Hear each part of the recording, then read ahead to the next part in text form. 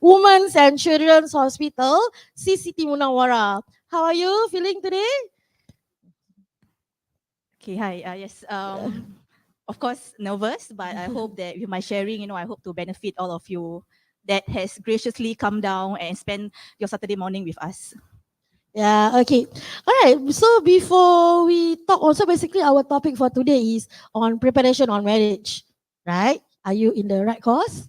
Yes. So preparation on marriage on rights and communication. So can I just have a show of hand? Any of you are married? Oh, okay. So the rest of you are singles. Can I have a show of hand who are singles? Tak ada juga. Oh, okay, one only. Then how about the rest of you? What's your status? Complicated? Oh, engaged. I like engaged. Okay, so how many of you are engaged? Then what about the rest of you? Complicated. Okay, complicated. Doesn't matter. Alright, so when we talk about marriage, before entering the marriage life itself, we actually need to know what we want, what are our goals, what are the destination that we aim for this marriage. So we need to be equipped with skills and knowledge about the marriage. It's very important, such as roles of husband, roles of wife, your rights, her rights. You should know this. You should learn about this. Okay, and by knowing this, you can support one another no matter what comes. All right, but again, it's marriage. There's ups and downs, right? There's no such thing as a happily ever after, no, right? So, but it is upon our knowledge on how we can handle these conflicts if there's disputes in our marriage later on. Okay, so before that, I would like to uh, show you a really short drama. I will play it. It's only like 10 seconds. Are you ready? Yes, are you ready? Yeah. Okay. Sorry. Okay, let's watch it. No, why now? I never said I want children. Then why do we get married at the first place? I thought we love each other. Isn't it enough? Okay, babe, look, I love you. You're my everything. But We should you have should have talked about this before we marriage. get No, why? That's the drama. What happened there? What happened there?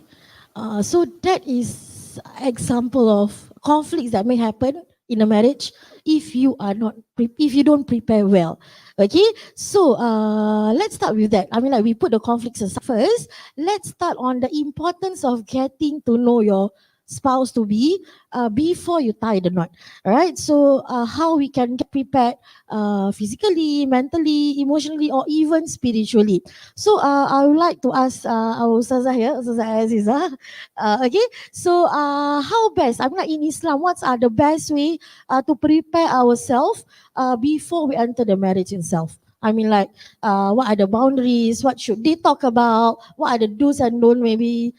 Tafadhali ya Ustazah. Okay, thank you, Ustazah Shikin. Bismillahirrahmanirrahim. Alhamdulillah Rabbil Alamin. Wassalatu wassalamu ala ashrafil anbiya'i wal mursalin wa ala alihi wa sahbihi ajma'in. Rabbi shrah li sadri wa yassir li amri wahlul 'uqdatam min lisani yafqahu qawli. Okay, first of all, thank you everyone for the effort of being here with us today.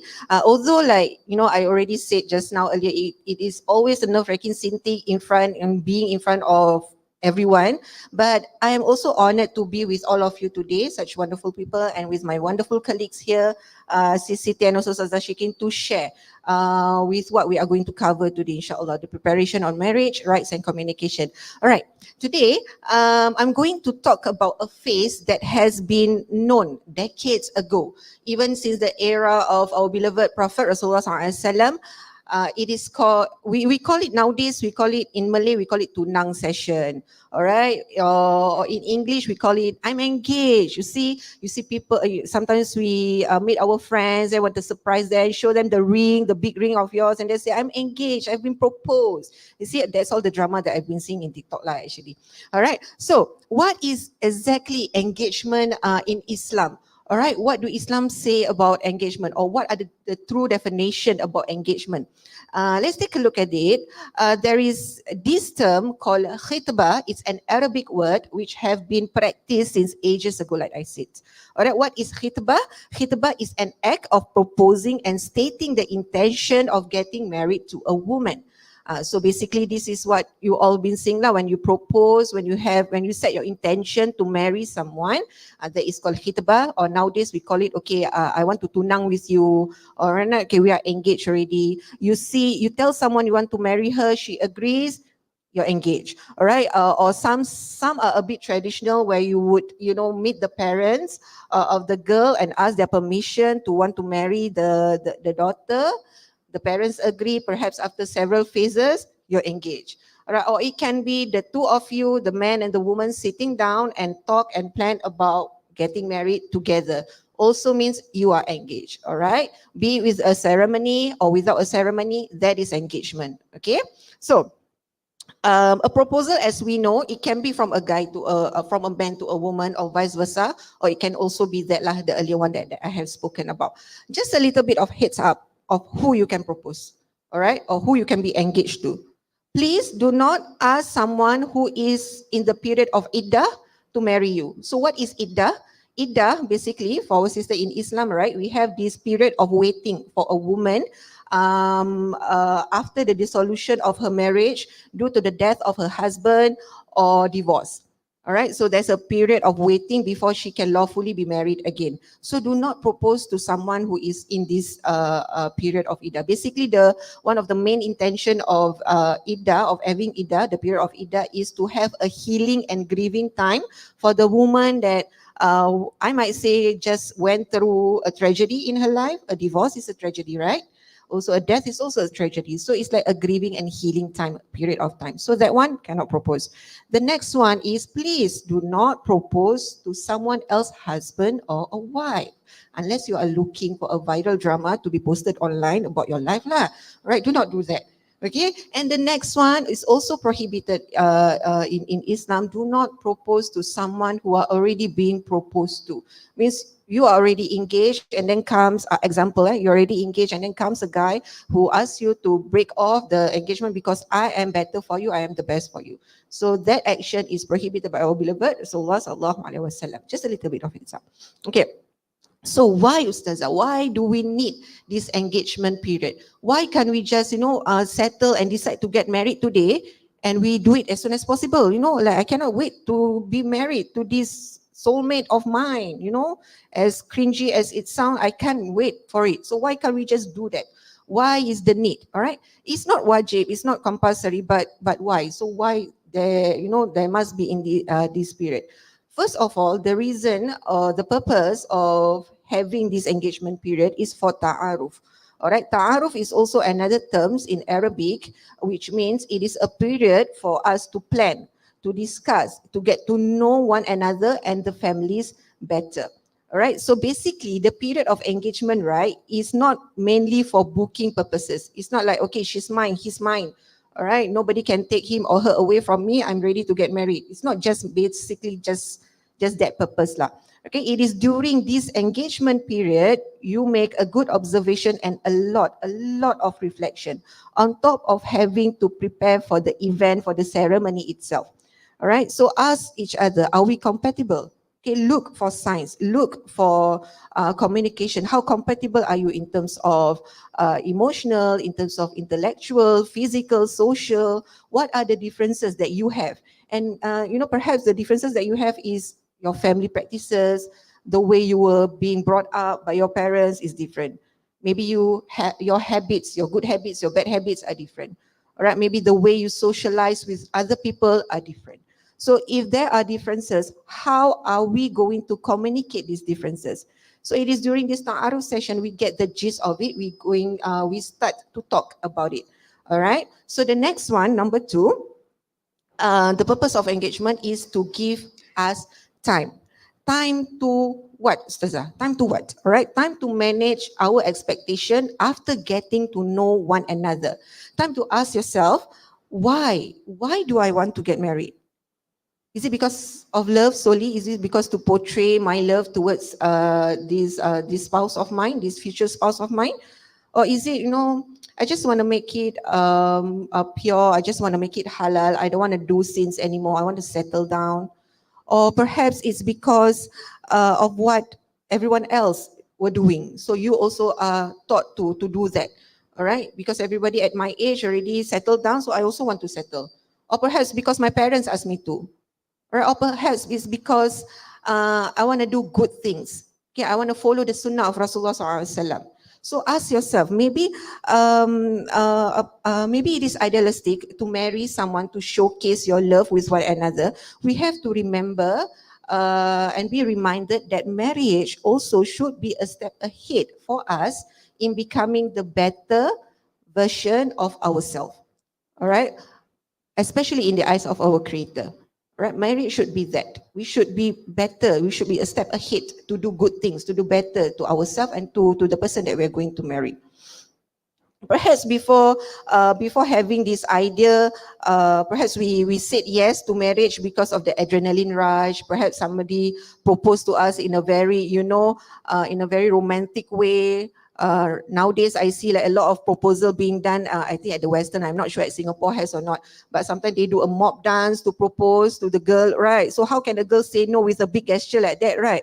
So perhaps you say yes because of the adrenaline rush, or perhaps there's, the reason of you saying yes is because of, okay lah, I don't have any reason to say no. So this is the moment during this engagement period is also the moment for you to think, to put, if you do not have any good intention, this is the moment for you to think and insert a good intention, a good purpose of why you want to be married, right? In what phase you are.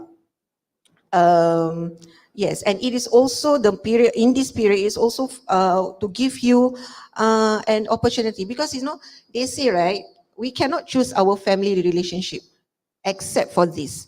Right, your spouse is the only family relationship that you can choose. We cannot choose our parents. We cannot choose our siblings, right? Like it or not, lovely or not your relationship is, this not what we choose, but we get it. Cannot choose our children, but this you can. So make a whole out of opportunity for this. Choose wisely of who are you going to be married to, and this is also a period for you to be well assured that you make a good decision. All right. I hope I'm doing okay. I hope I don't talk too fast. All right. Okay, so the last but not least, the third and last purpose of engagement that I'm going to share today is for us to get close to our Creator, to Allah Subhanahu Wa Taala. What do you mean, Taza? What is the relationship between spirituality and also with this engagement period in our life? Okay, you see, I like to talk about this in usually in my talk, I like to talk this a lot. You see, in life, right? In my mouth today, I very like a bit dry. Okay, anyway, in life, right, whether we like it or not, we will always be tested.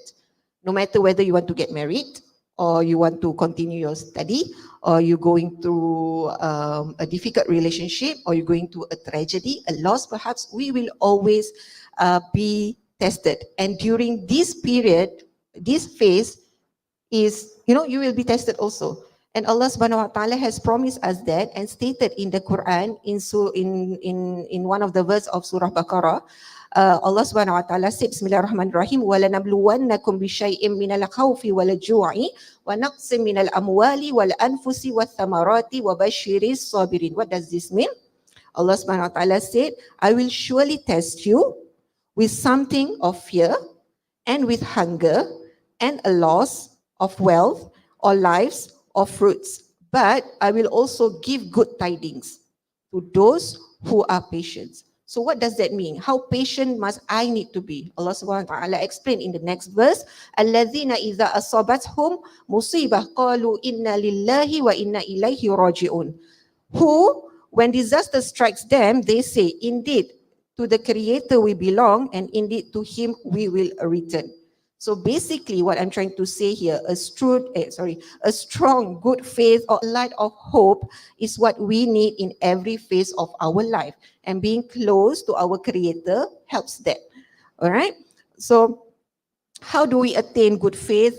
by being a good servant of Allah, of course, and also by putting our trust and our hopes in His hands. If we haven't been trying to connect to Allah, we maybe use this period as a start for us to make a lot of du'as, a lot of prayers, and a lot of practice of tawakkul and trust to Allah Subhanahu wa Taala. So that are basically the main three purpose of engagement. So I came across this quote while preparing for the content of today, and this quote stated like we should. Where's my next. Sorry, thank you. So this quote stated as we should enter into this engagement period not with the mentality to marry, but the mentality to decide.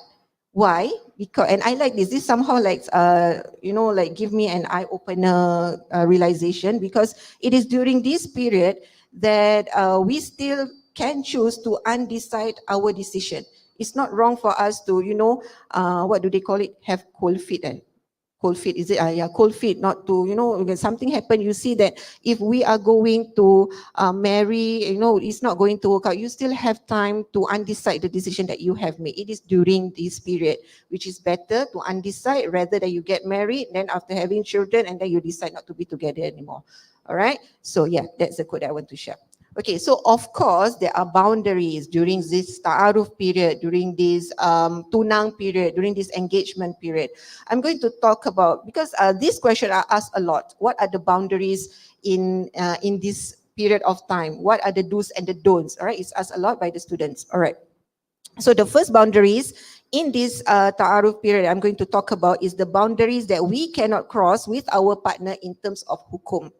Okay, we need to realize, although that we have engaged, we have proposed, we have put the ring into the hands of our future to be spouse, you and him or you and her are still two different beings. Like you are still not connected in a halal way. So whatever the do's and the don'ts between a woman and a man still apply. Because I see a lot of examples in the ceremony whereby they do the ceremony, it's like a nikah ceremony, whereby during the engagement, the man can then take pictures together, hugging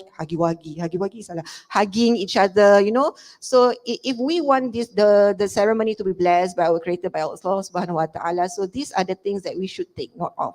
So it is why it is important for us to learn.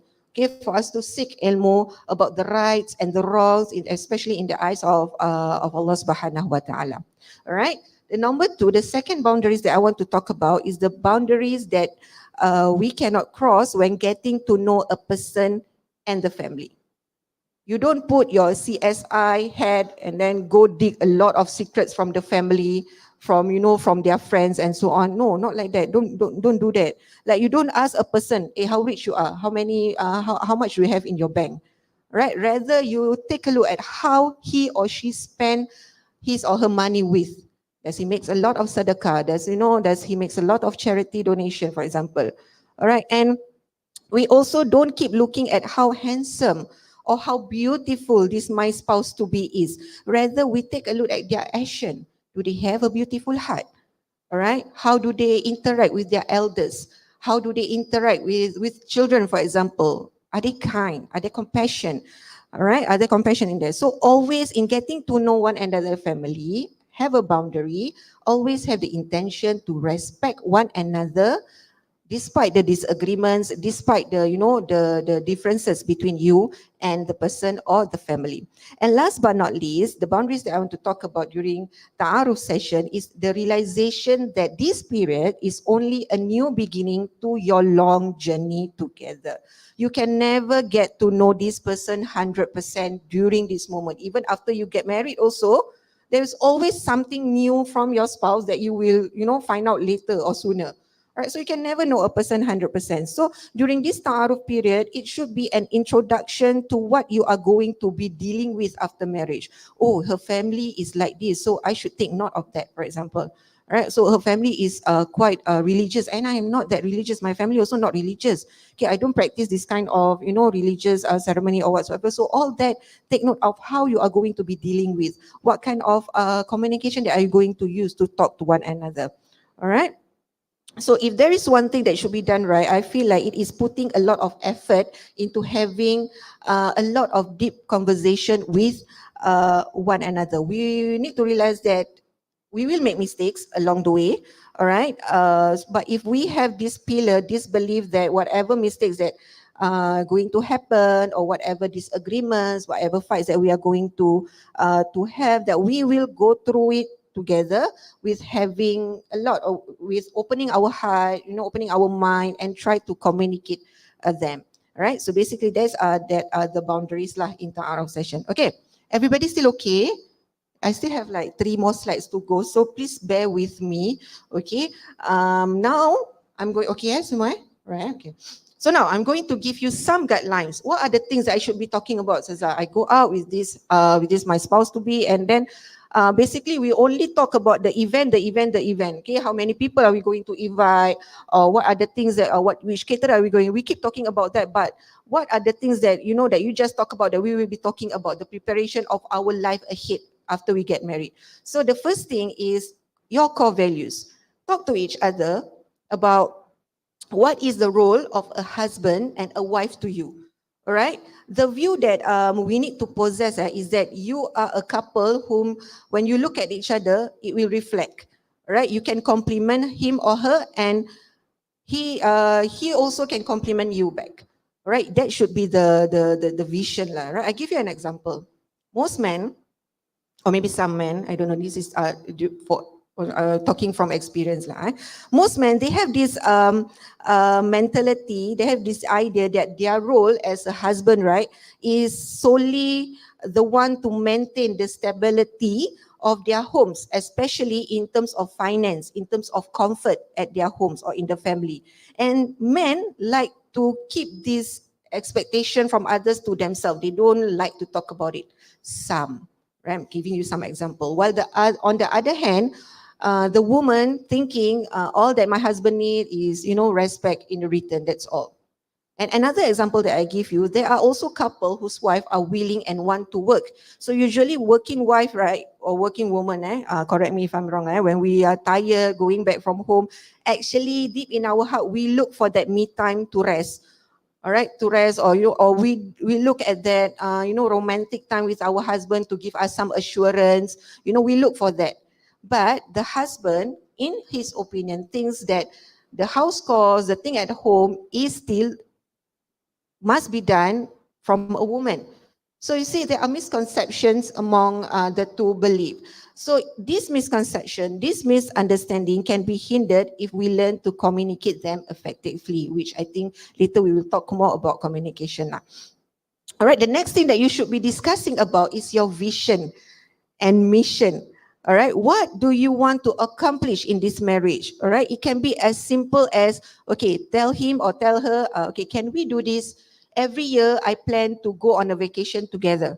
Right, every year I want us to step away from work or from living our life routinely. I want to go on a vacation together. Or it can be as big as a plan that I want to start a business with you, for example. Or in the 5 years time, I want us to migrate. I don't want to live in Singapore, for example. All right, so always be a couple who has ambitions or plans to do together. All right, so if the plans turn out well, okay, alhamdulillah. But if the plans did not turn out well, don't think of another plan. Because sooner or later, if we don't have this together, right, if we don't have that ambition together, right, we will be that kind of boring, routine couple who wake up every day, go to work, then come home, sleep, and then, the days goes on. So we don't want that. We have to have some fun, or at least intend to have, planning period together with our spouse. The next one is children. As we can see from the drama earlier, they were fighting about children. One wants children, and the other person, the other spouse, no, I don't want to have children. I marry you, it's because I love you, that's all. Why? Is it not enough? So it has become that kind of fight anymore. So talk. This is the period, during this engagement period, talk about children with one another. Do you want children? If you don't want, then I want how? So talk. How can we, make these differences? Are we going? Do you think that you are willing to change your mind about children, and how? So when are we going to have children? If yes, if planning to have one, when are we going? When is the best time to have children? And if we do want to have children, what are the environment or the upbringing that we want our children to have? and have an open heart. Now, open heart nowadays, right? I see that there's a lot of awareness of mental health well-being. So it's okay, you know, it's like, it's not a taboo anymore for us to have an open heart and open talk for our spouse. Like, how did the upbringing of your family affects you as an adult? What are the things that you would want to change from your own upbringings? And what are the good examples that you would want for our children to be living in? All right, so those are some tips. And the next one is finance. All right, how are you going to manage your finance? If the wife is working, how are you going to share, all right, to manage the finance? Many couple who got separated or even to a state of divorce at the end is because of debt. And let me tell you, truthfully, whoever has credit card, right? You all have credit card? You all have, right? You do one. You have, Saza? Have, huh? So once you have credit card, you will be living your life with debt, whether you like it or not. Every month you have debt to the bank, and you have to, you have to pay. So these are also an important facts about finance that you are going to talk to one another. If we have debts, how we are going to settle? Are we going to use all my finance to settle the debts, or are we going to separate, or are we going to pay monthly, or no, like get to know each other values on finances and the expectation and how to manage that. All right. And the last one is intimacy. What I meant by intimacy, of course, okay, do's and don'ts. It's not that I'm asking you to talk about, sexual intercourse during this period, but learn about each other love language, especially. Right, let me tell you, everyone has different kind of love language. If you want to know more about what are the types of different love language, go to our Instagram. Last week, and Saza, we just posted about the 5 different love language that each person can have. If Ustazah or Siti, what are your love language, do you think? Gifts. You like to give gifts. What about you, Saza? A lot, eh? What are the most common love language of yours? Maybe appreciate, be appreciative of Someone one to another. appreciate. So Yeah. assurance lah. It's like the same as me. I give you my example. I'm going to share with you the story of my life today. All right, and for now, like me, right? Example, my love language is, yes, assurance. I need assurance. I need my husband to tell me every day, I love you. Right? Good to see you later. I'm gonna miss you. I love you. As simple as I love you lah. Okay, don't be so cringy today, right? Okay, as simple as I love you. So if one day he went to work and never say I love you, oh, I will be so worried. I will be so depressed until the day that he talked to me again. Until he say that he loves me, then I will be assured. That is my love language. While on the other hand, my husband love language is very different. Right? He don't need me to tell him that I love him every day. He knows, basically he knows that already lah. But his love language is the act of service, whereby he would appreciate, he will feel so loved if I do something for him. Ngada, tapi yes, that's true. All right, he love that. He can be as simple as me waking up in the morning and give him a cup of coffee made by me. Right? So he loves that. Or it can be as simple as me preparing some things for him. You don't need the assurance. So everybody's love language is different. So have an open heart, learn about your each other and language, each other love language, so that you can appreciate each other well. Okay. All right. 2 more slides. Bear with me. Hitbah, like I say, it's not compulsory, but it is important. Why? It is because of how Islam view a marriage is. I'm going to share with you this verse from Quran, and it's basically one of my favorite verses. All right, it's stated in Surah Ar-Rum, Allah subhanahu wa ta'ala said, and of his sign, Allah's sign is that he created for you from yourself mates that you may find tranquility in them. He placed between you affection and mercy. Indeed, that are signs for a people who give thought. So basically from this ayat, we have come to know that marriage is not just for us to settle or just a change of a status. It is actually a lifetime contract, and as stated, it should be filled with all these 3.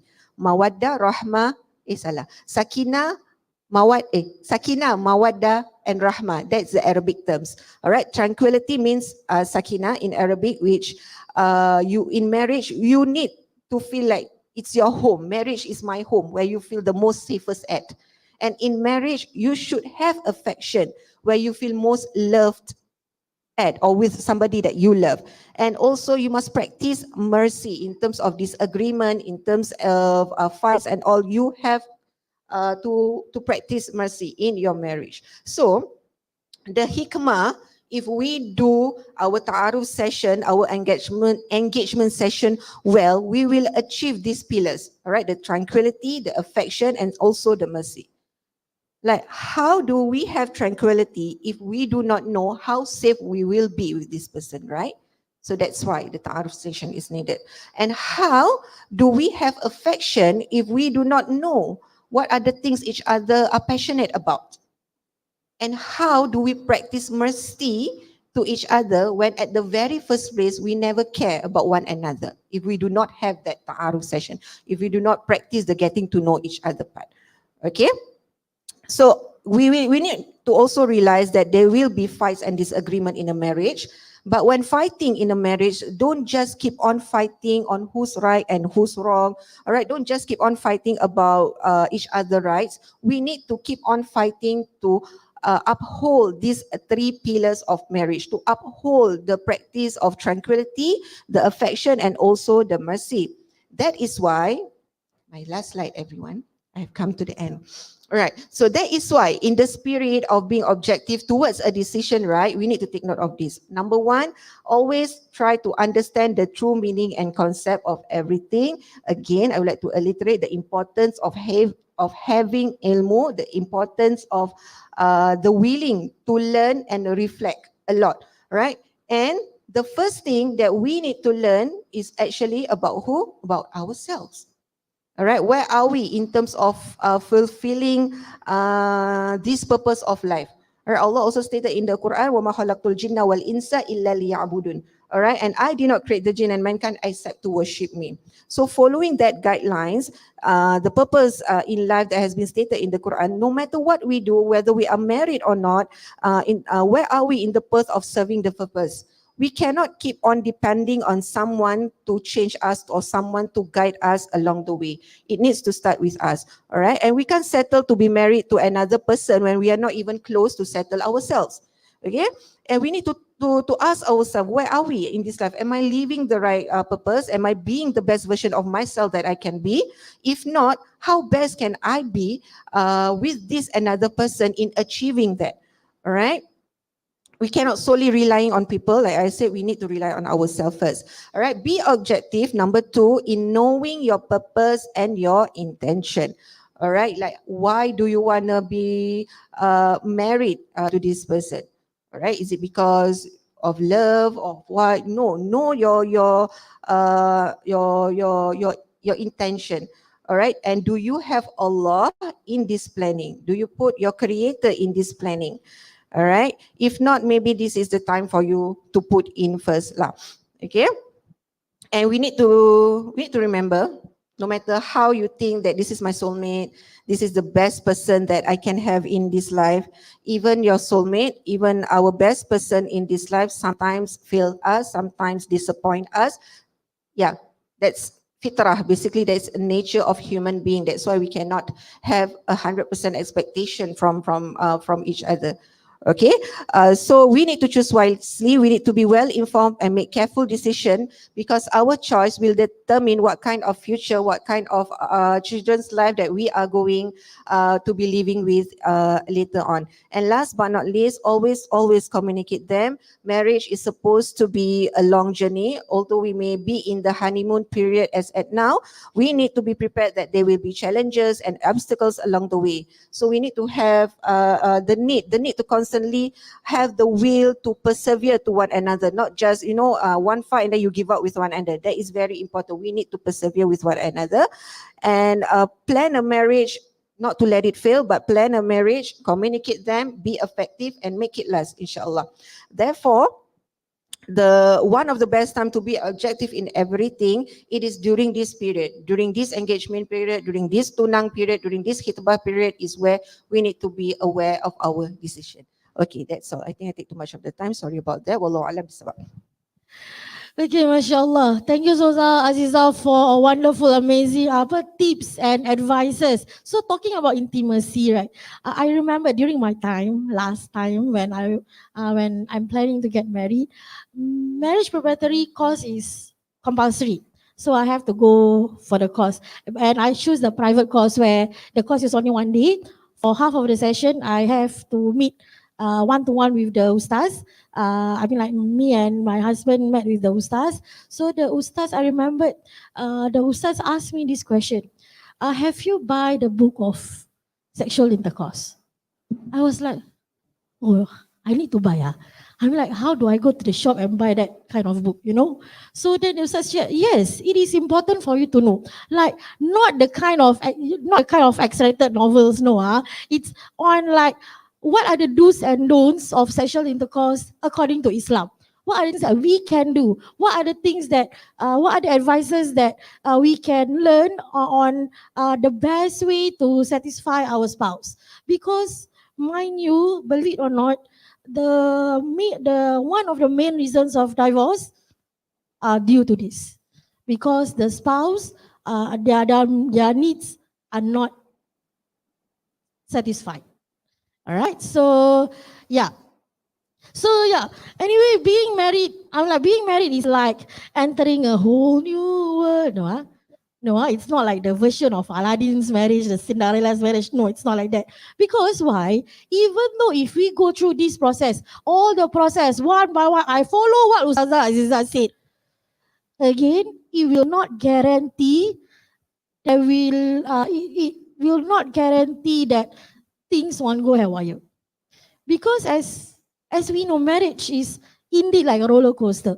All right, there's ups and downs, but with knowledge and the eagerness to, I'm like, to have the mindset that I want to be the best to my spouse will change on how you handle the conflicts, will change on how you see the wisdom behind the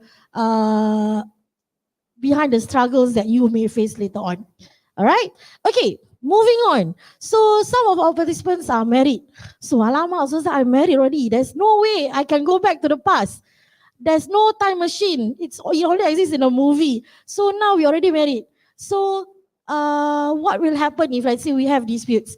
Again, like the drama we watched previously, the disputes is quite big, quite the main issue lah. Because the wife is against on the ideas of having children in the family. So what happened then? What happened? What are the best ways to help them? So what are the things that we need to take note of? Tafadhal. CCD.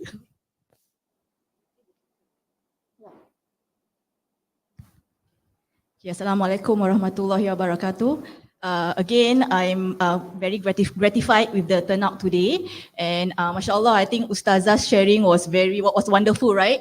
I think even for me also, before this, I do not encounter the concept of hitbah, and before this I was wondering, why is, why like our society, usually they want to like tunang first before they got married.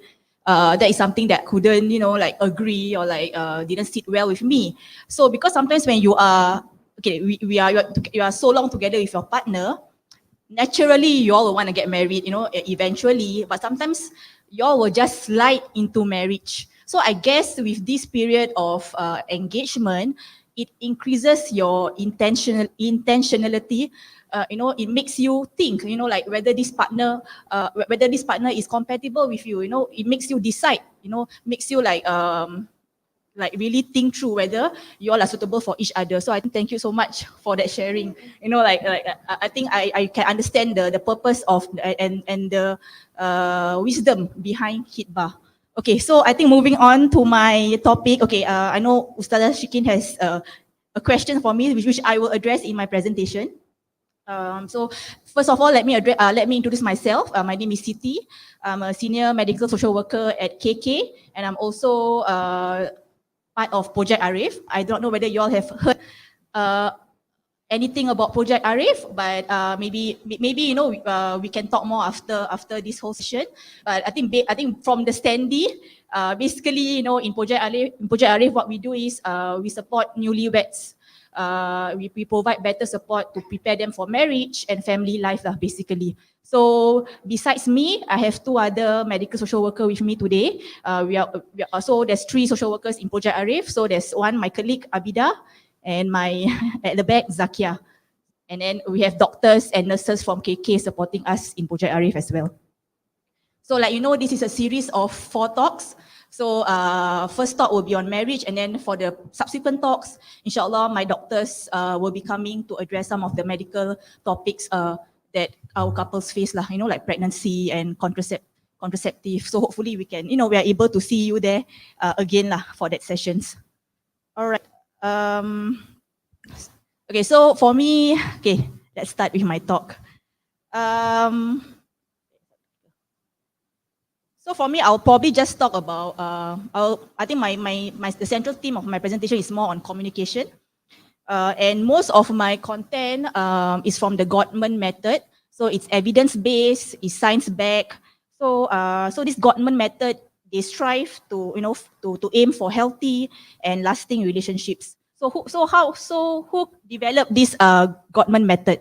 So there's this scientist, a renowned scientist called Dr. John Gottman. So he revolutionized the study of marriage. For the past 4 decades, he has done a lot of study, a lot of research on every aspects of a relationship. So whatever that I'm sharing with you here are all like, scientifically proven and evidence-based lah, and something probably that you can apply in your marriage life, in your relationship. All right, next. Okay, so this quote, so I start my presentation with this quote lah. Okay, happily ever after is not by chance. So it's by choice. Okay, so it doesn't just happen, but you need to put in effort in order to achieve your happily ever after. So what are the choices that you make here? So I think the choice that you make, that each person in a relationship makes, is to remain open, is to remain curious about one another, and is to continue to talk to one another. So I think it's to keep that communication within that marriage all the way. Because sometimes, like when you are married for so long, you don't communicate, it's just going through the motions of life. So I think the key word here is communication, in order to like achieve lasting relationships. Okay. So there is a quote by Dr. John Gottman, which resonated very well for me. Okay, so maybe you can read. So it's not about finding your idealized mate. I think everybody has their own ideal version of a mate, maybe in terms of looks, in terms of personalities, but our partners don't always have to think like we think. So that's what makes life interesting lah. So how we celebrate those differences, I think that's what is important. As a matter of fact, most couples are more dissimilar than similar, and that is something to celebrate the differences. So I think the key here is to learn to understand and accept the ways that we are different, so as to create lasting relationships and enduring love, inshallah. Right. Okay, so building on to what Ustazah Haziza has shared previously, I think this is something that, and it's crucial for us to talk about our needs, to talk to our prospective partners on some of our needs. Okay, and these are the deal breakers, the one that you cannot negotiate. This is what forms the core of you as a person. So it's called core needs. So our core needs are non-negotiable in a marriage. So I think so successful relationships come down to basic questions about what our core needs are. So I think during probably the engagement period, that's when I think you need to discuss with your prospective partners, what are some of the core needs that they cannot negotiate. Okay? So these are some of the questions that you can ask your partners. So what do I need in this marriage in order to feel loved, happy, fulfilled, and secure? So what do you need in a relationship to feel the same? And are you willing to meet my needs in this relationship? And am I willing to meet yours? So you can see it's a reciprocal kind of like relationship lah. So if our partners are unwilling to meet our needs, the relationship cannot thrive, vice versa. So this is important to take note. Okay, so let me give you an example, like maybe for me, I am someone who values a lot of my me time. I need to have a lot of my personal space. I need a lot of me time. So, and my partner maybe like Aziza, she is someone who needs to connect regularly. She needs like someone to to like express like I love you, like every day. So she needs that daily connection. So then how do I then meet her needs while at the same time also meeting my needs? So I think that is some sort of like a dance lah. So what is important is it doesn't matter whether or not my partner's needs for Aziza for like regular connection challenge, my sense of autonomy, my sense of independence, my sense of self, it doesn't matter at all in this situation. It only matter whether or not I was willing to meet her needs in order for our relationship to succeed. So I think that is so I think it's a matter of like, expressing your need, but also knowing whether you can meet your partner's needs at the same time. Okay? And then, so then how our needs then get met is negotiable. So that is how you need to discuss with your partner. You need to negotiate with your partner. How to like, how to maybe come to a compromise, so that both our needs are met in that sense. So then this is the recipe for success. So communicate that you understand your partner's need and why it's important to them. So I will tell Aziza, I understand that you need, that you need me to express I love you every day, and that is important for you. So all these are communication, right? And then reiterate why tending to this is important to you, and so you can like reflect and say that if that is important to you, that is also important to me.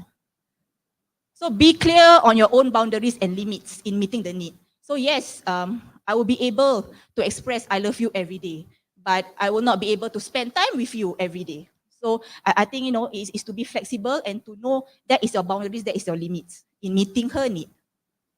And then communicate what your partner can expect from you going forward. So moving forward, yes, before I leave the house, before I go to work, yes, I will, let you know, that I love you. Okay, so this is something that she can expect from me. And then check back with my partner that they understand your limits and are okay with them. So then I'll just check Aziza. Okay, this is something that I can do, but maybe, to spend time every day, like couple time every day, daily, it's not something that I can commit. Is that something okay with you? So I think you need to keep checking in with your partner. So this is how you negotiate your needs together. Okay, am I going too fast? Because I know I speak too fast. Am I okay? Sorry, I tend to speak fast. That's why I tend to also like be breathless at the same time. All right. Am I done there? Okay. So like I said, all this require flexibility. So working together to meet each other's needs is a dance. That can create a meaningful and lasting relationships. Successful relationship require a solid friendship. So from the start, I think it's good to have that friendship portion. But sometimes, you fall in love, you don't get to like build that friendship part. And I think people tend to forget that friendship, having that solid foundation, it helps in the beginning, when needs can be met consistently to build trust and security between partners. And when it comes to meeting needs, like I mentioned, communication and compromise are a necessity. So like I said, communication is crucial in every aspect of your marriage. Okay.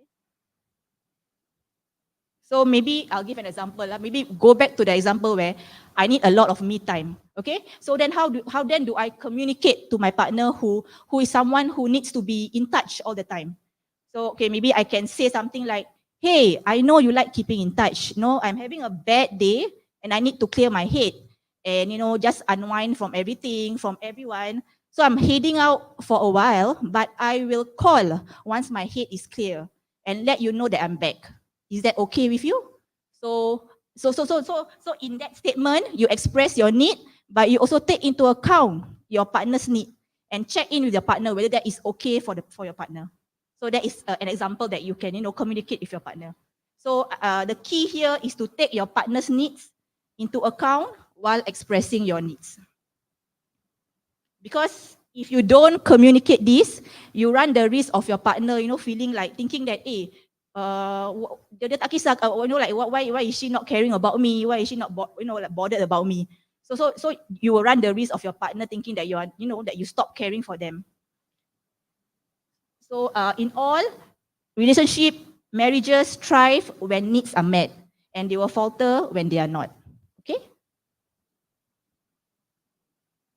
Okay, now we go to the next one, to the next point about commitment. Okay. So besides communication, commitment is critical.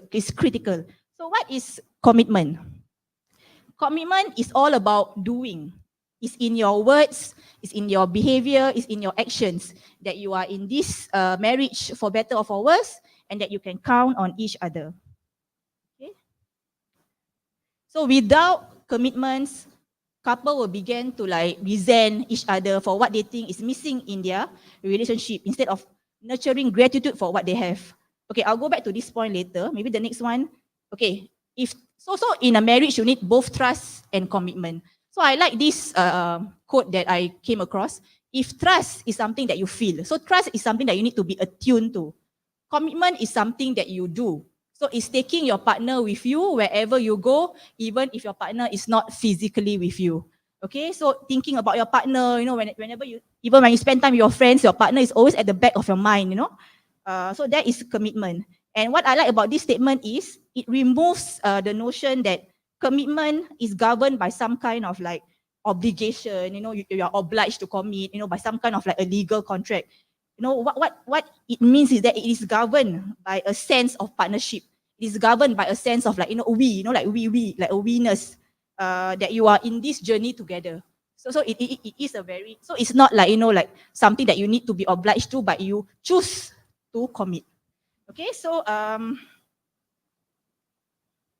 like I said, commitment is all about choice. So I think the keyword here is choice. It's not about choosing your partner. Oh, you choose your partner, okay, enough. No, it's about choosing this marriage day after day. So that is what I'm trying to like highlight here. Okay, going back to the second point. So when you are committed in your marriage, you will tend to feel it's easier to nurture like gratitude towards your partner. You know, you tend to feel grateful and you tend to just focus on what you have rather than what you don't have. But without commitment, that's when couples begin to resent each other. Why? Because that's when the notorious what if, you know, hey, what if my couple, my wife is this, my wife is there. What if my husband is more like earns more, you know? So all these things will just take over, and you know the what, and these are not healthy. And that's when you keep focusing on what you don't have, and that's when you start to resent each other. So commitment will help in terms of like being grateful to what you have, being grateful to having your partner beside you. All right. Okay, next one. Conflict. Okay, this is when hopefully I can address, but it's not something that can be addressed. Okay, so when it comes to conflict, people always you know, it carries like a negative connotation, right? Conflict. You know, people as much as you want to avoid conflict, but actually conflict is something inevitable in all marriages. You know, it is normal. You know, it is a part of your life, and it's also a natural part of your happily ever after. Every couple go through conflicts. But what's important is how you manage conflict rather than resolve conflict. So conflict is not about coming up with solutions, you know, because some conflicts memang tak ada solution. Like for the example given, you know, if let's say both are just set in their ways, one don't want children, one want children, you will never come up with a solution. You will then have to manage the conflict together. So okay, and why I said, you know, conflict is and conflict is also positive in the sense that it provides opportunities for growth and understanding. So when you have conflict, you will discuss about what are the things, you know, you're not happy, you know, then from there you will learn about your partner. You will learn about the values that your partner bring, you know, like when you know, prior to that, you know, hey, this is something new to me, you know, but because you have a conflict, okay, that is why my partner is acting in such a way, because, you know, he has this value in him, you know, he has certain principles in him which I wasn't aware of previously. Okay, so research has shown that it's not about the appearance of conflict, you know, like how many times you all gado, how many times you all have conflict in a marriage, but rather how it is managed that will predict whether the marriage will fail or succeed. All right. So when you look at a marital conflict, the problems you can actually categorize into solvable or perpetual. So solvable, like what I said, there's solutions to it. So perpetual will be then back to the example about, not wanting children. So it's something that will keep returning to the couple. They will keep arguing about it. So then how then do they move on or help manage this conflict effectively? So I think one of the ways is to establish a healthy dialogue. So like I say, it's all boils down to communication. So when you have that healthy dialogue, and what is this healthy dialogue? What does this involve? So I think the goal of this dialogue about perpetual problem is to communicate. You accept is to communicate acceptance of your partner with humor. So maybe, like, I know you don't want children, but, to do it gently, to do it with a very soft approach, with humor, with affection, and even amusement, to actively cope with the problem, because the problem will keep returning to you regardless. So I think there's more that I can discuss, but but because we are running out of time also, so let me just go on to the next slide first. Right. So then conflict. So how to fight smarter? So I'll just bring up one technique on how to fight smarter. So it's called softening the start up of your arguments and complaints. Sorry, just give me a minute. Okay.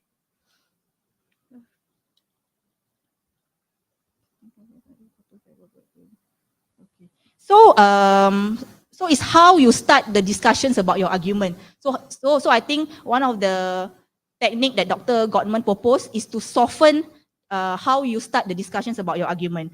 So I think Dr. Gottman did a study that predict the likelihood of a couple's divorce by observing the first 3 minutes of their conflict discussion. So majority of couples who divorce eventually, they will start their discussion with a lot of negative emotions. So they were very critical of each other, and research also have shown that if you start an argument harshly and you keep attacking your partner, you'll end up with the same amount of tension as you begin. Okay, so sorry. Okay, so this quote, which I really like, kindness doesn't mean that we don't express our anger, but the kindness informs how we choose to express the anger. So, that when you are upset, when you are in a conflict, it's very hard to be kind. It's very hard to be nice to one another, right? Because you are already so angry, you're already so frustrated. But that also happened to be one of the most important moments for you to exercise kindness. So I think we need to exercise kindness even when you are in that conflictual mode. So when you start, so then what does that mean? Okay, so some of the tips how you can soften your startup. You can't. There's no blaming.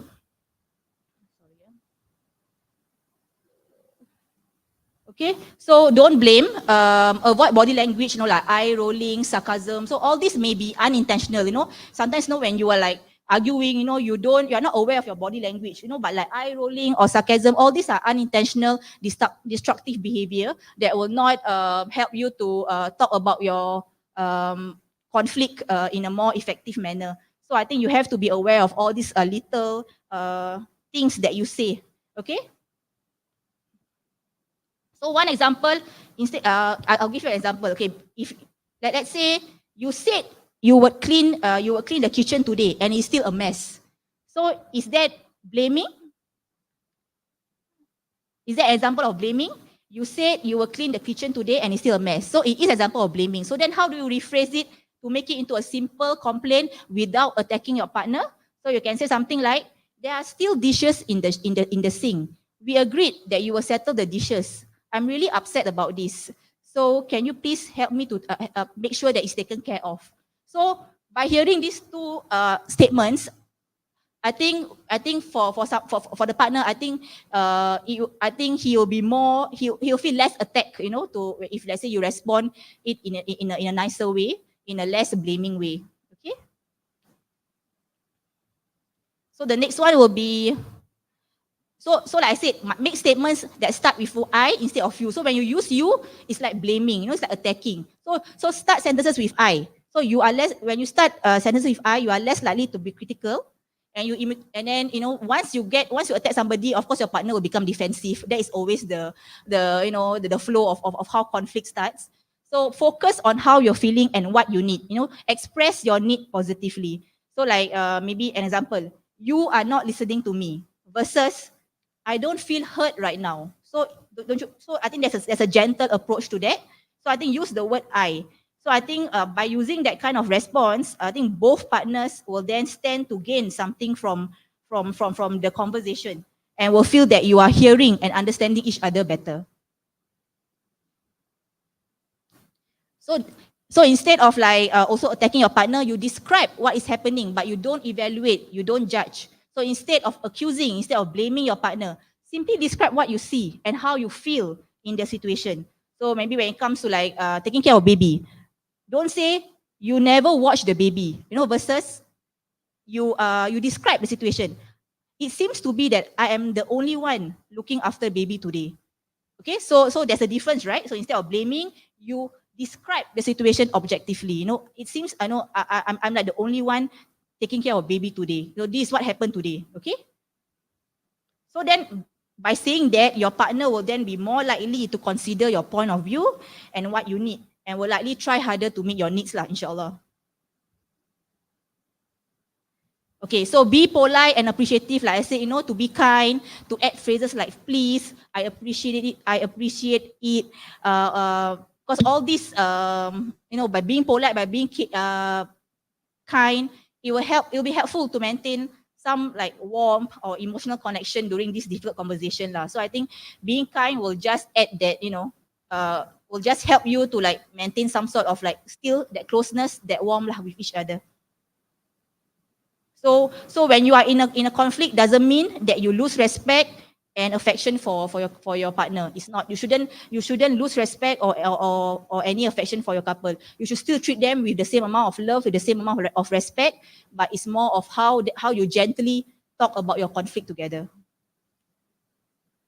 Okay, and last but not least, do not bottle things up. I think all of us been there. We feel overwhelmed with all the issues surrounding us. We find ourselves like bottling up our emotions, feelings, and then when we have a conflict, that's when we start to ungkit.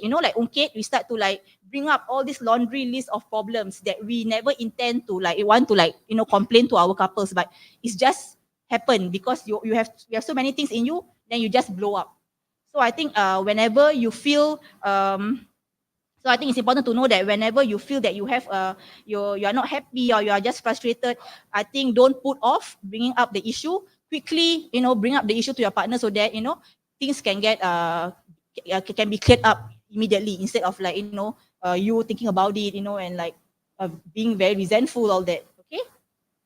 So conflict discussions will be more productive. If you were to like apply these techniques, and having a soft startup, like what I mentioned, will prevent your conflict from escalating, inshallah.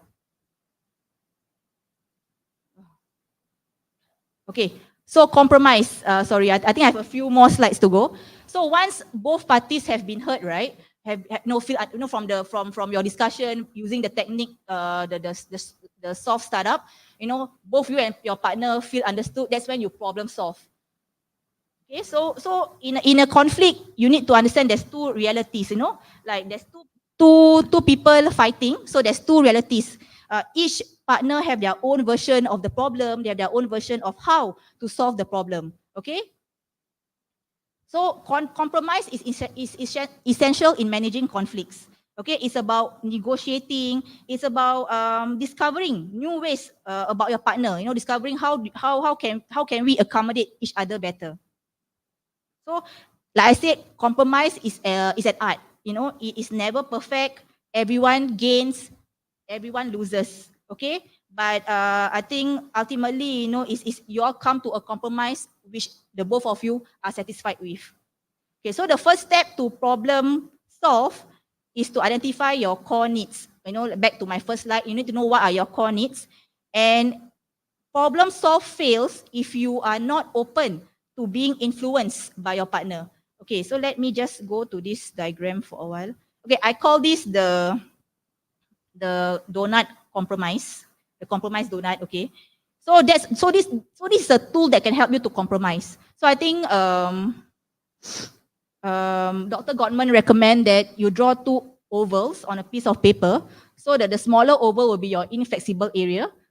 So that this is where you list down your core needs, like maybe I want to start a family. This is something that is not negotiable. This is something that is not that is something that you're flexible with. And then what are some of your flexible areas? So maybe your flexible areas, you are open to maybe adopting. You are open to maybe fostering. It doesn't have to be. You don't have to like conceive naturally. So this is how you compromise. Then you can also observe, you can also discuss with your partner about his flexible area and his inflexible area, and from there then you can be able to form a compromise lah. So let me give an example lah, because I know all these are very theory. Okay, so maybe go back to my example about wanting my me time. So like say my partner like Aziza, okay, her inflexible area will be I need time together as a couple. So I need at least a few hours once a week where it's just you and me.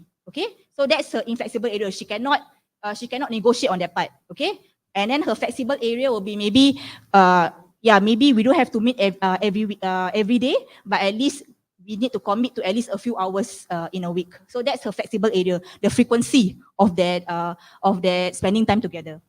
And then for me, like I'm very inflexible about maybe my me time. I need to go to I value personal wellness. I value personal space. So I need to go to maybe yoga twice a week. Because yoga will provide me with that personal wellness, will provide me with that personal space. So this is something that I cannot negotiate lah. I'm not flexible. I need to go yoga at least twice a week. So what are my flexible areas then? Then maybe I can cut down on other of my me times, because sometimes I will probably go out, watch movie on my own. Yeah. So I that is something that I can cut down lah. I can cut down a few of my other me time activities, so that the purpose is for me to do less of my own me time, so that I can spend time with my partner. So that is how compromise works lah. I hope you get my my example. Yeah. So I think it's to, like I said, compromise is about losing some, gaining some. So I lose that me time, but I'm also able to gain and meet my partner's needs lah, in terms of him wanting to have that couple time a few hours a week. So this is just a tool for you to work on some of your conflict lah, when it comes to like meeting your needs.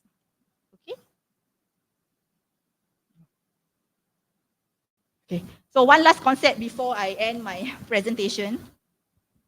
Okay, so what is the emotional bank account? Okay, so this is how you invest in your relationship, in your marriage.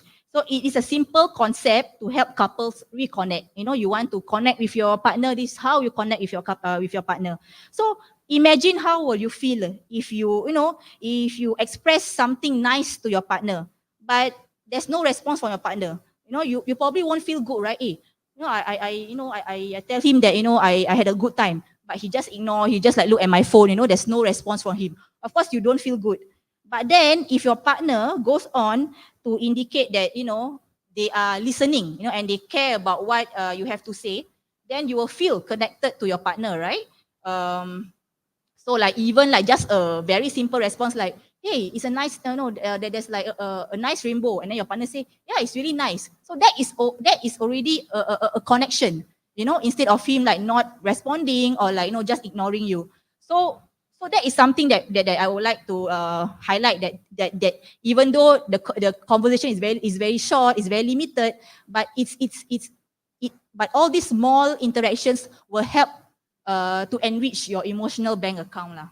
So when it comes to responding to your partner, you can choose to turning towards or turning away. So turning towards, like what I mentioned, you respond. Turning away is you withdraw or you don't even respond. Okay?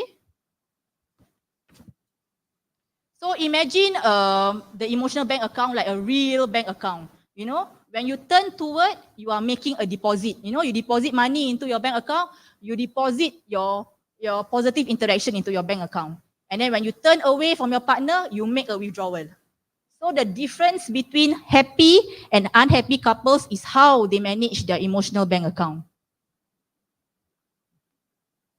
Okay, and then, so then how then do you measure the balance of your emotional bank account? So you know, like a normal bank account, when it's in the red, you know, what happens? So when your emotional bank account goes into the negative, goes into the deficit, then you tend to question each other's intention. You know, you tend to feel disconnected, you tend to feel lonely.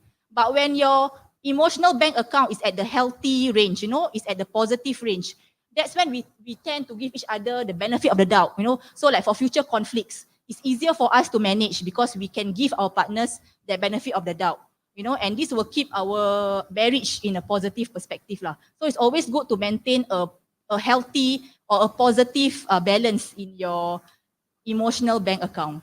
So then, how do you measure the balance of your emotional bank account? So the magic number is 5:1. So an act of turning towards, like if I respond to you, that is considered a positive interaction. If I turn away from you, that is considered a negative interaction. So you need 5 positive interaction to 1 negative interaction. Okay? So to be satisfied in a relationship, couples must focus on increasing your positive interaction and to minimize your negative interaction. So during conflict, you must maintain 5 interaction versus 1 negative interaction. So like I mentioned previously, even during conflict, even when you are upset, you need to exercise compassion, you need to exercise kindness. So that's when your 5 positive interaction come in order for you to be able to combat 1 negative interaction. And then for daily, everyday life, I hope we can provide our partner with 20 positive interaction versus 1 negative interaction. So does it sound challenging to everybody to keep up to this ratio? I mean, I'm sure it is. People were thinking quite challenging, to, you know, it's 5:1. It's quite a big difference. But I think you try to reframe your approach when it comes to conflict. Because when it comes to conflict, you don't have to agree to your partner. You don't have to like overly accommodate to your partner. But you should turn towards your partner. You should listen. You should ask them to share more. You should ask them to, you validate their perspective. You express empathy. So how many already? 4 or 5. So isn't that easy to do during conflict?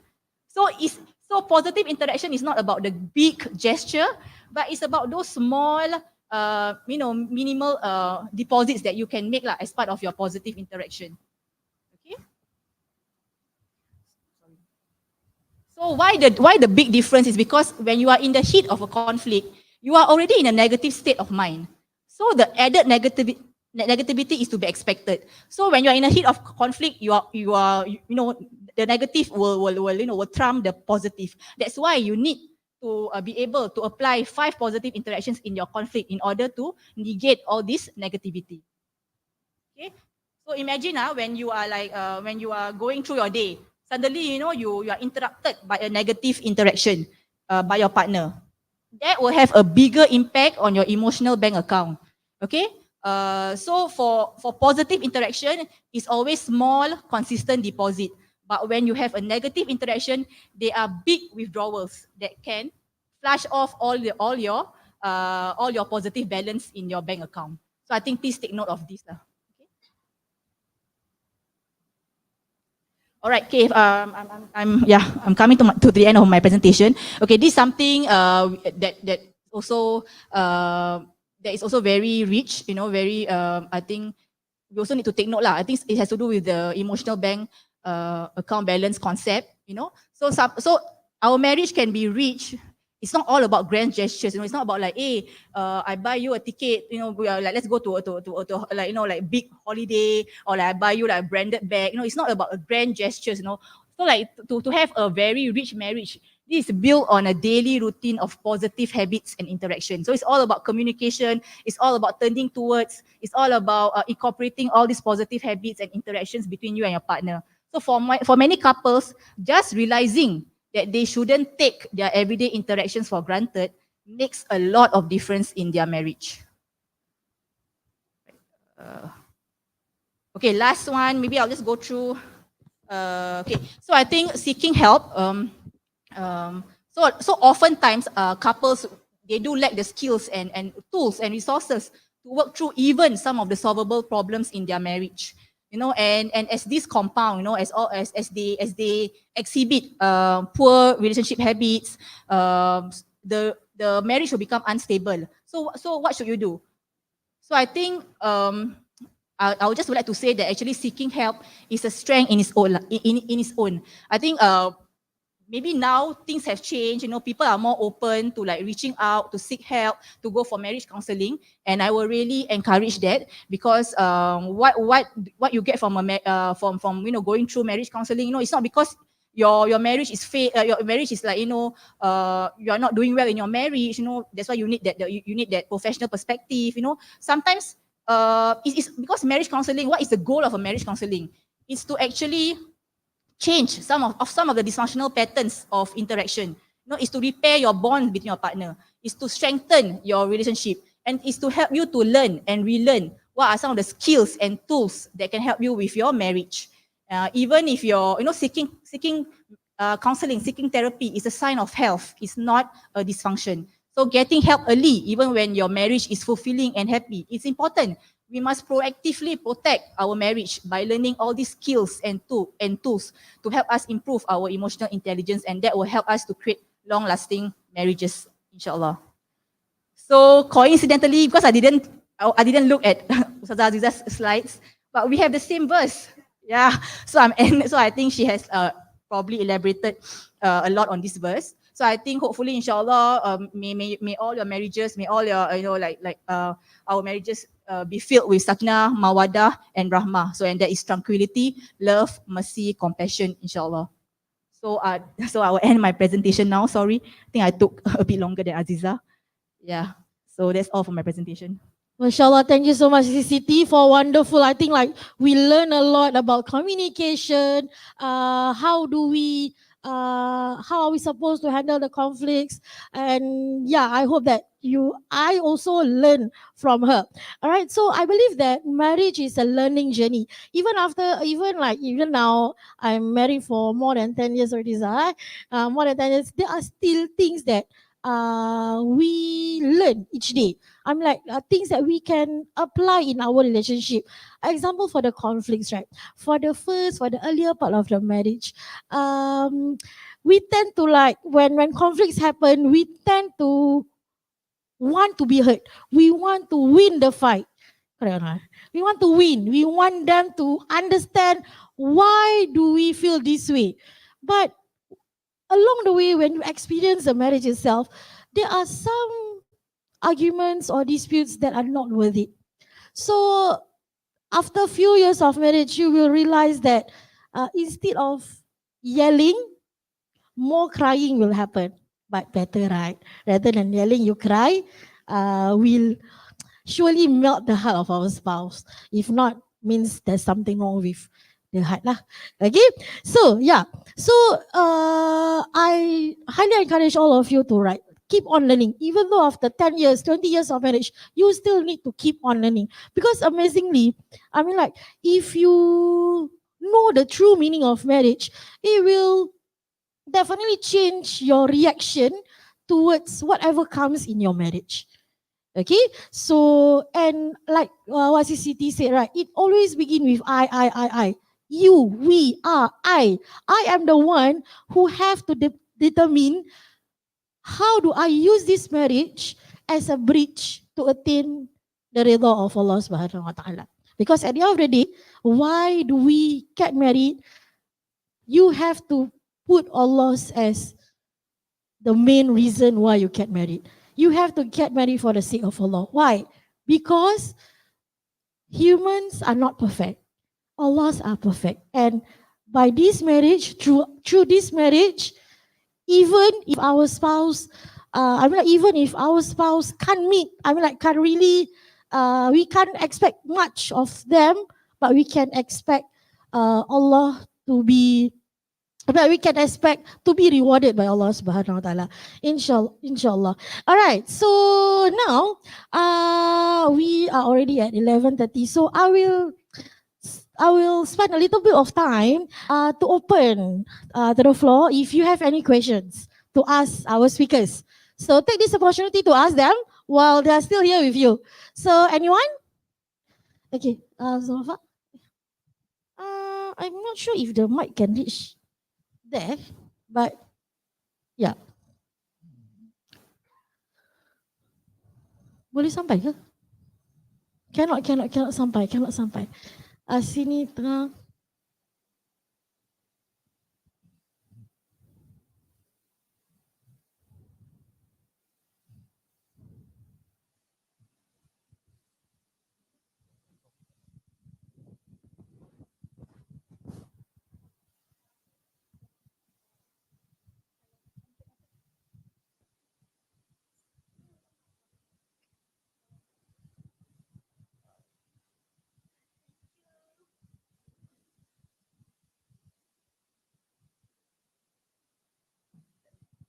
This. Okay. Okay, sorry. Okay, just have a question. So, salam Ustazah. Ustazah Aziza, Kak Shikin dengan Kak Munawara. So, I have two questions actually regarding prenuptial. Okay, so if some who may not know what prenuptial is, right? It is a contract entered into prior to marriage, setting the terms for separation. So, for example, stating things like no polygamy without my knowledge and consent. So, the reason for my question is that I've heard a lot of nightmares for women who are trying to exit or settle their separation, and the process is actually very painful for them, especially if the partner is not cooperative. And deliberately makes the situation worse. Okay, so my two questions regarding prenuptial is: when is a good time for couples to discuss about prenuptial prior to nikah, and should this be discussed with our qadi prior to nikah? Second question would be, does prenuptial actually play a role in Sharia court? And if yes, how can prenuptial protect women undergoing separation as a in case should things go sour? So my closing statement would be knowledge is power lah. Okay, that's all.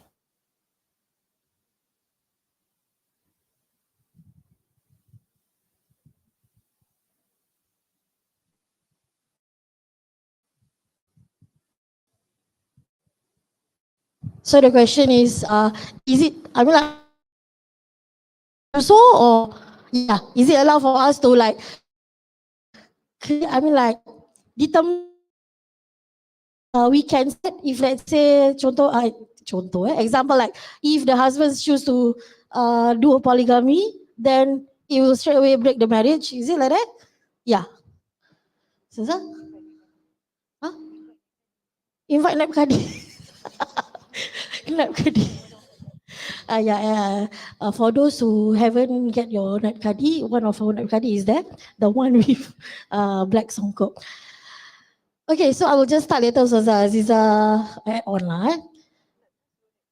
Tak. Oh yeah, can Ustaz Tajuddin can answer that? Yeah, Alhamdulillah, MasyaAllah. Come. This is Ustaz Tajuddin. He is one of the Naib Kadi. So remember his name when you register for your marriage.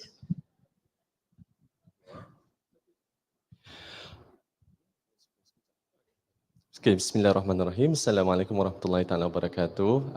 My name is Muhammad Tajuddin bin Nur, one of the Naib Kadis from ROMM. Okay, for my understanding about the prenuptial write-up lah, the macam write-up and up gitu kan. For officially for ROMM, we have the lafaz ta'liq lah, where it is recited by all the husbands lah during the nikah. And this so-called special vows, we call it special vows by the husband, is meant to protect the wife in the marriage, but it's limited to what it is. Maksudnya there's a script or there's a text that the husband has to read during the solemnization, but it is not, to my knowledge, it's not allowed to be added upon. That means there's a script, there's a text that you need to recite your special vows, which includes if you don't give maintenance money, if you hurt your hurt your wife intentionally, whether emotionally or physically, or you are not around for a set amount of time and nobody is providing for the family and so on and so forth. So the wife has the right to go to the Sharia court and demand a talaq lah, which is a divorce. But other than that, if the component is by itself is not included in the original text, for what I understand, because I never experienced before some of my any of my so-called groom and bride who actually requested to add on to the ta'liq, but to my understanding, it's not allowed. So those kind of printout, I think it needs to be discussed separately lah, outside of the solemnization process. Okay, all right, that's all. Thank you. Ustazah Aziza, anything to add? Okay, maybe I'll just not a big, in terms of discussion, yes, you should discuss this beforehand, but it can't be a reason to when things happen, it does not like immediately break up the marriage. All right, but not to worry, ladies. For guys to get married to the second wife in Singapore is not easy. It's a long process. So yeah, not to worry lah. But I mean, like, you have to check also lah. No lah. Joking. Okay, so anything to add on that question? Does that answer your...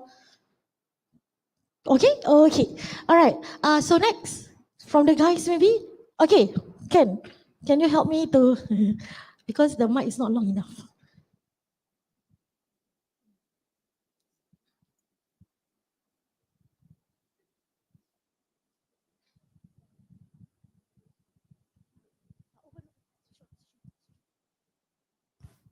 Testing.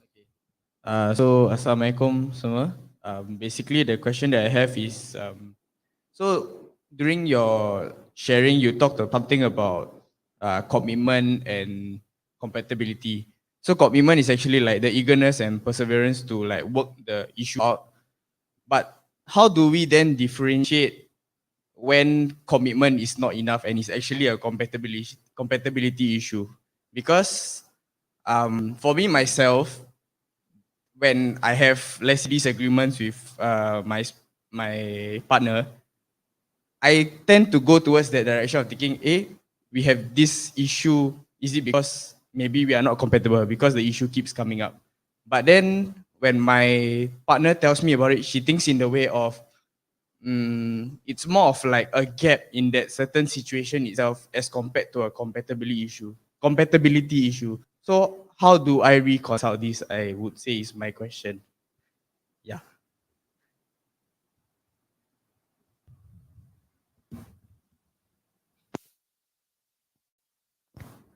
Okay, hi.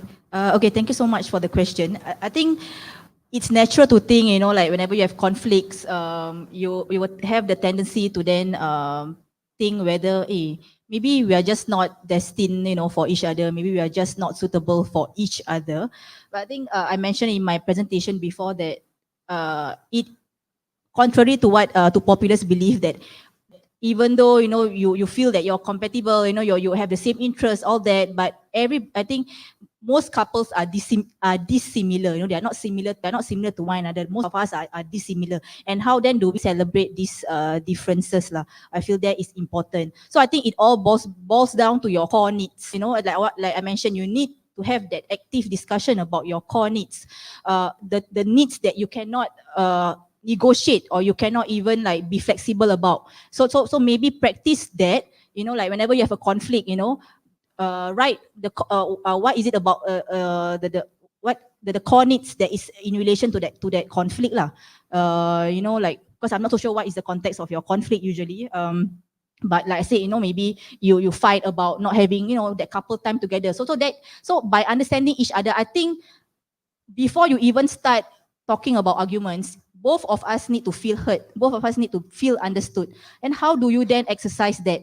So there are tips to actually cultivate that lah. You know, you have to like have this communicate with your partner every day. Learn about their love maps. You know, like learn about and then always express admiration, express fondness for them, and turn towards them. You know, so with these little habits, then when you start to discuss about your conflicts, it's easier to apply that soft, gentle approach lah. You know, it's easier to soften your startup when you start to discuss about conflicts. That's when both of you feel understood, feel heard, and then you go into problem solving. And problem solving, like I said, most of the problems that most couples face, they don't have solutions. You know, like when you see in my slide, solvable versus perpetual. Perpetual problem actually form 69% of most of the problems that our couples face. So this 69% cannot be resolved. You know, there's no solution for them. Then how then do you manage?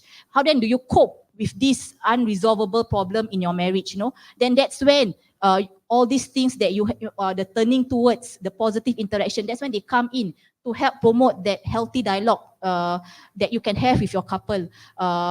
You know, it's not about finding I mean, you know, you can compromise, but compromise, like I said, it can be a temporary compromise, but it will never solve the problem completely. So like about having kids, you know, like maybe you think you're not compatible because, hey, you know, like how come suddenly you don't want to have kids? No, how come, you know, like I want kids, but you don't want. So that's when you have to talk about the core needs. You know, it all falls back to your core needs. With commitment, with love, there, you know, you'll be able to form a compromise based on your flexible areas, based on some of the things that you are okay to lose, some of the things that you're okay to like sacrifice. So like I mentioned, my I mean, you know, maybe that is something that you can think about with your partner. You know, like to how do I say, to do some of these like exercises, you know, like to use some of these tools to help with your communication better, to help with you talking about your conflict better. Maybe that is a good start for your case lah. And then you know, and just reading up lah and learning all these tips toward effective communication. You know, it's not just about communicating, you know, like, because communicating is about connecting to, you know, to your partner. But what does that constitute? It's not just about talking, you know, it's about all these little positive things, you know, that you have to cultivate throughout your marriage. You know, like having that, you know, getting to know your partner every day. You'll be like, hey, I know her already, but there's a lot that you don't know about your partner even after like being married for 10 years. Because sometimes when you fall into a routine, when you fall into a rut, you know, like you come back to work, you don't even talk. You know, you all just talk about everyday errands. But do you really talk and talk?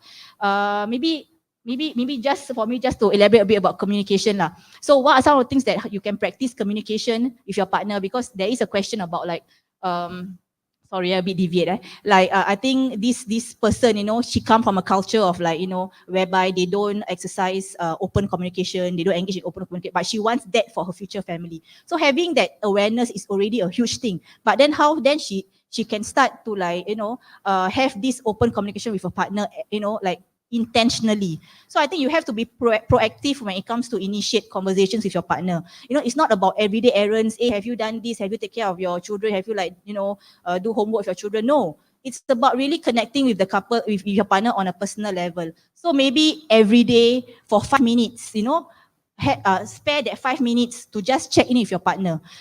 So there's this conversation called the stress reducing conversation, whereby in that 5 minutes, you and your partner share about how your day went. You know, don't talk about any of your marriage issues. Just talk about how your day went. How do you feel about your day? What are some of your struggles? What are some of your happy moments in that day? And listen, validate, ask them to share more. So this is the time where you check in with your couple, with your partner every day, and that's when you get to know, you get to learn. You know, every day is a learning journey. You know, like you will learn something new about your partner whenever you do this kind of like check-ins.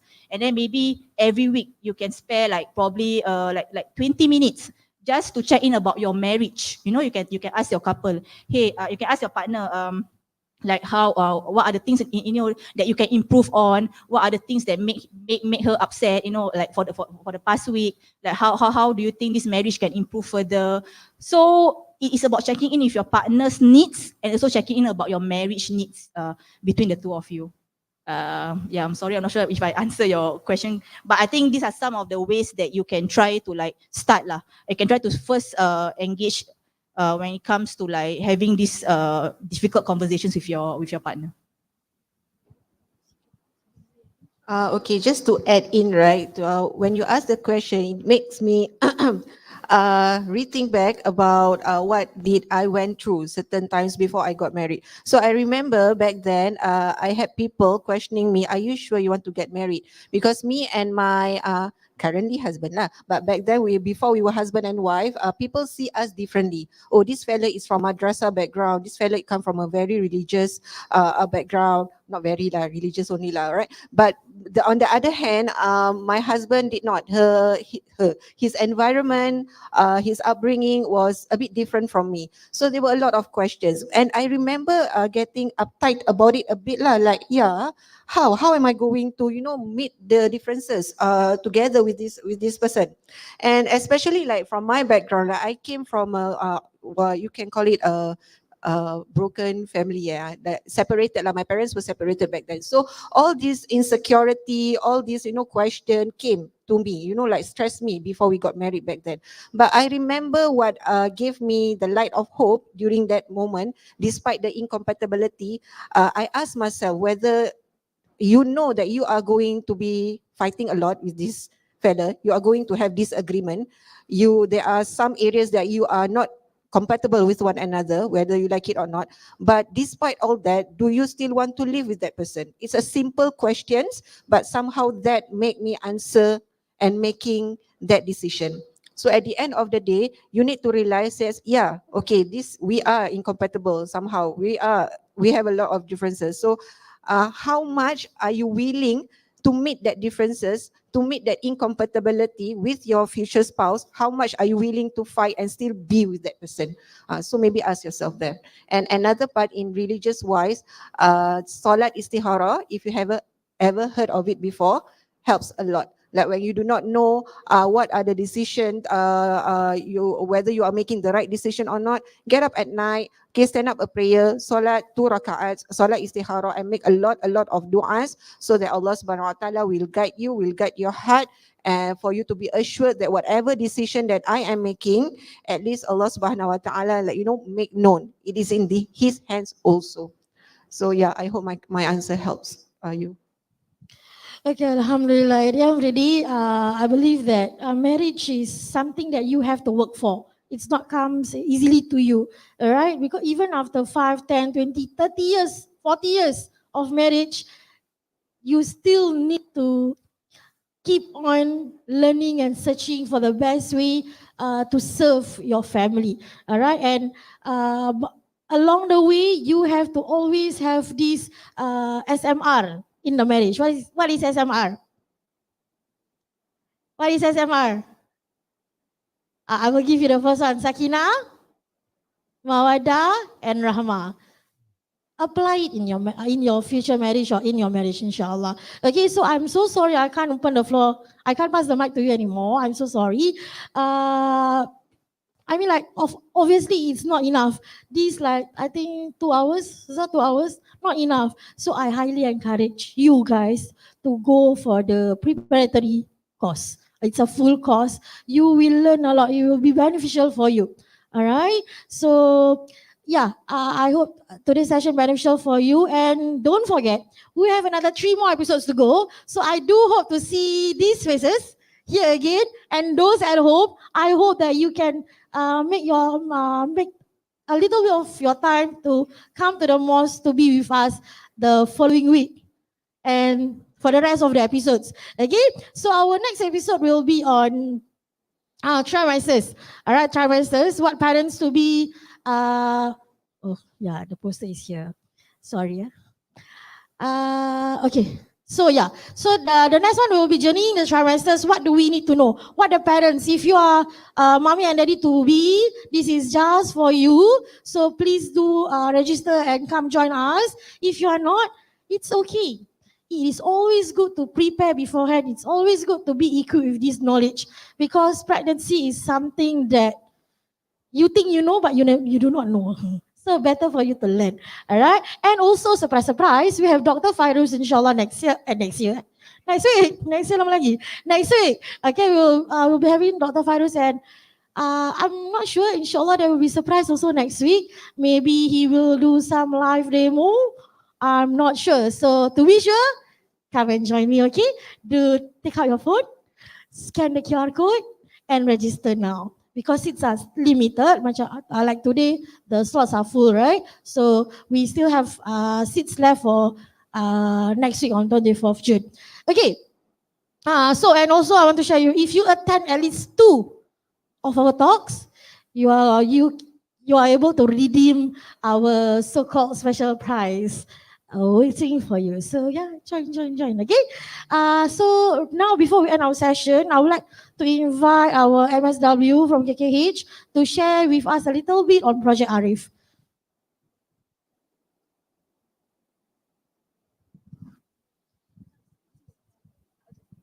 Okay, thank you so much, Ustazah. Okay, thank you so much, Ustazah, for the session, mashallah. As mentioned just now, actually, the topics that they discussed today easily take about 1 to 2 days, but they managed to condense all of it within a few hours, mashallah. Okay, I'm here today to introduce you what Project ARIF is all about. I'm sure you have seen the video on loop just now. Just to explain a bit more lah. Okay.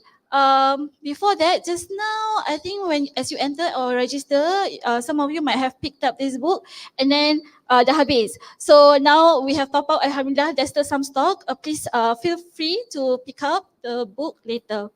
I will talk to you more about this book soon. Okay, Project ARIF is actually, as you can read here, dekat on that banner there, it is a collaborative effort lah between different organizations. In a nutshell, our focus in Project ARIF is to journey. Sometimes when we do adulting can be so difficult, right? So we would like to journey with you in this adulting path lah, especially in new marriages, inshallah. Okay, so usually when you meet up with your Naib Qadi, okay, during the face-to-face, some Naib Qadi who are under Project ARIF, they will immediately introduce you lah to the project. And then they will ask you to register and they will give you this book. Okay, but there are some Naib Qadis who are not yet under our project because it's a project, it's a pilot. What's the term? The technology term is beta. The beta stage lah. We're still in the beta stage. We're still trying out. We're still trying to understand because we try to search this model all over the world. This is very unique. So we're trying to understand how to provide early support for all our new couples, inshallah. Okay, so for example, I think I can see some of my couples here. So they have gone through, meaning that they have already met up. Their Naib Qadi, they have met up for their face-to-face, so their Naib Qadi already jual koyok to them. They already get them to sign up, and then they are already in part of our list lah, our couple list. So sign up for your Naib Qadi. If you're interested to know more who are the Naib Qadi, ARIF Naib Qadis, you can email us from our website. Yeah, you can go to our website and then email us. We can give you the list of ARIF Naib Qadis lah, inshallah. Yes. So, okay, now say you're already in our list of couples. So what are the perks? Okay, some of the programs, flagship programs offered by Project ARIF is that we have this thing called Health Meet.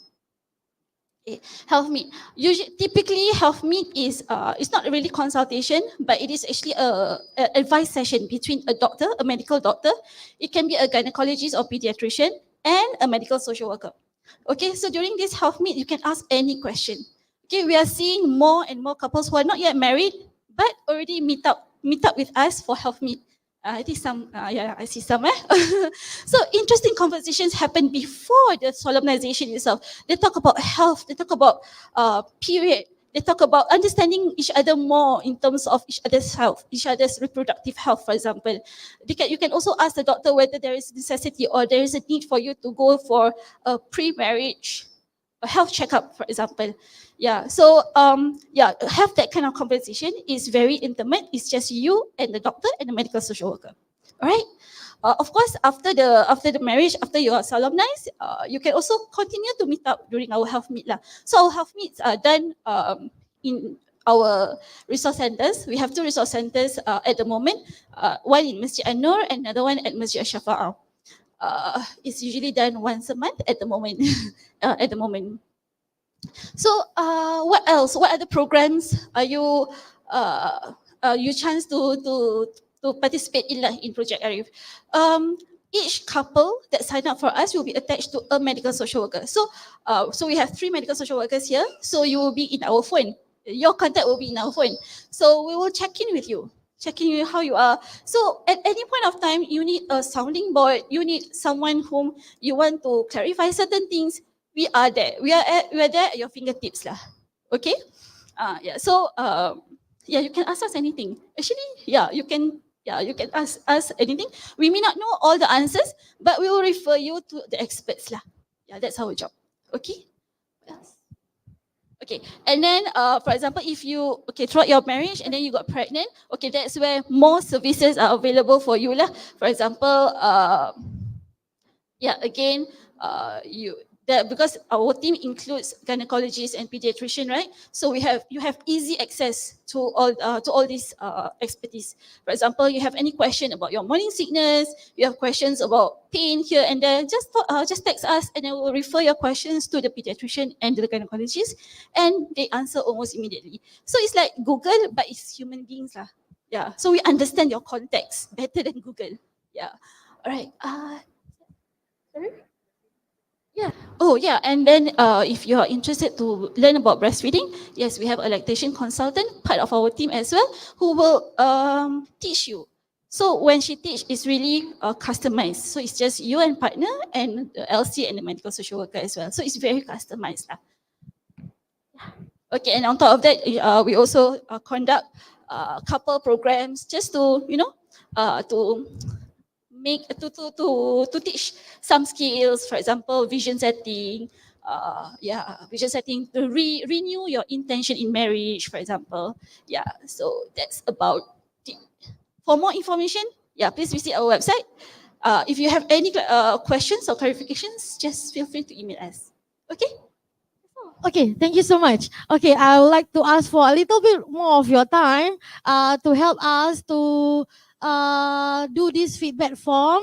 We really hope that you can do this so that we can better provide you in the future lah, inshallah. Okay?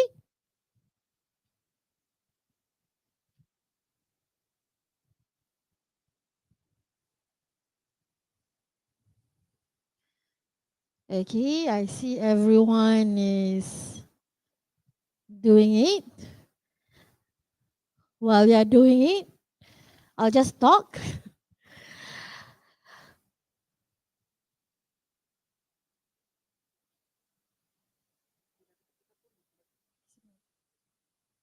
Okay, for those who have yet to receive the ARIF, the green books, you may redeem from the registration counter.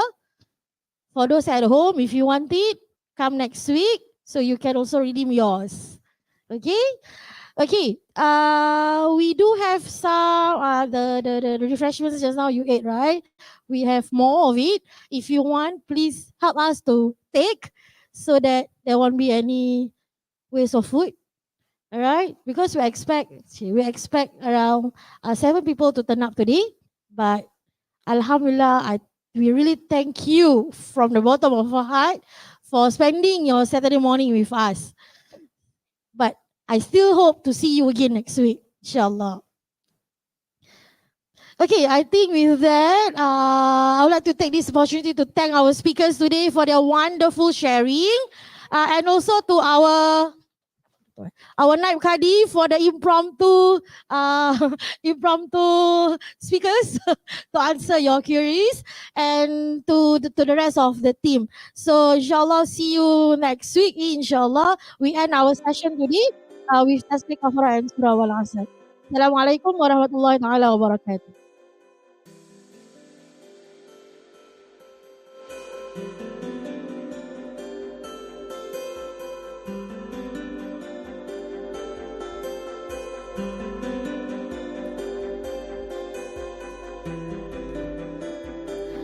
yeah, one more. I forget just now to promote our Instagram.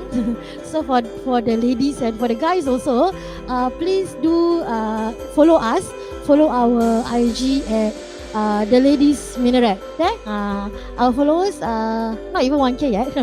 So yeah, we do create contents for couples this year. So do follow us. It's not only for the ladies, it's for you guys also.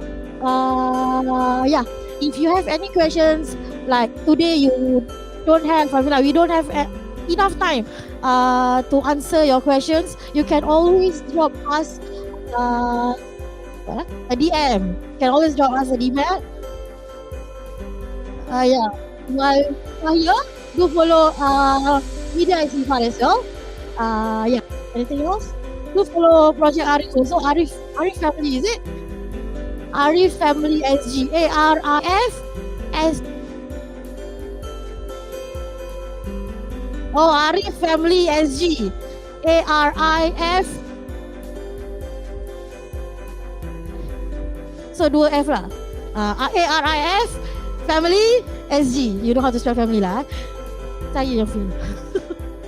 Okay, yeah, live dah habis. Yeah. Thank you. Thank you so much. Thank you everybody. Please take refreshments. Again, doesn't matter. Finish up.